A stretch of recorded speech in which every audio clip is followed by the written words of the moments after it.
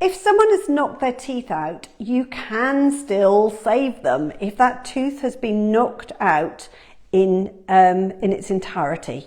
So obviously if the tooth has been cracked or chipped or just the end of it's come off, then that tooth will not be able to be saved.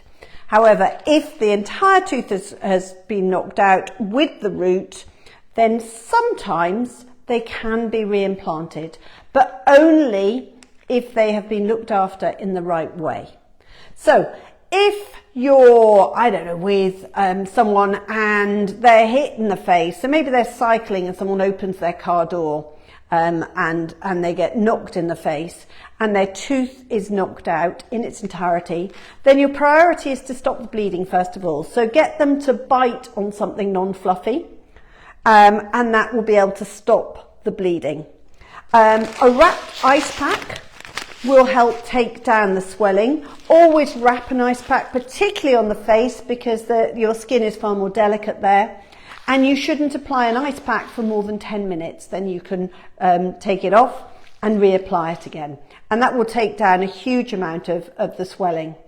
Okay, so if they have lost their tooth, then you need to apply pressure so that stops the bleeding.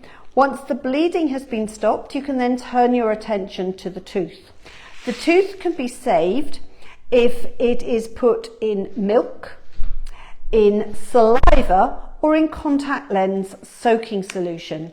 So you can spit in a pot and your saliva can keep their tooth alive.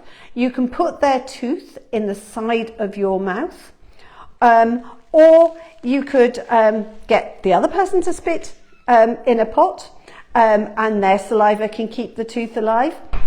But you need to make sure that you're doing something that keeps the tooth in a nice isotonic environment so that it can be reimplanted when you get to a dentist. So you either need to go to a really good dentist who can do that sort of thing, or to a hospital with a dental department.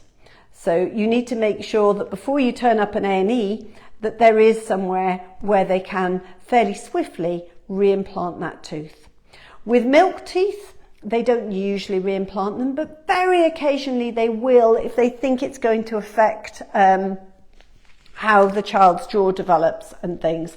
Usually they don't, because the risk is that if the first teeth are damaged, then it can affect how the other teeth come through and they can come through discoloured. I hope that's been helpful. That's Emma Hammett from First Aid for Life and onlinefirstaid.com.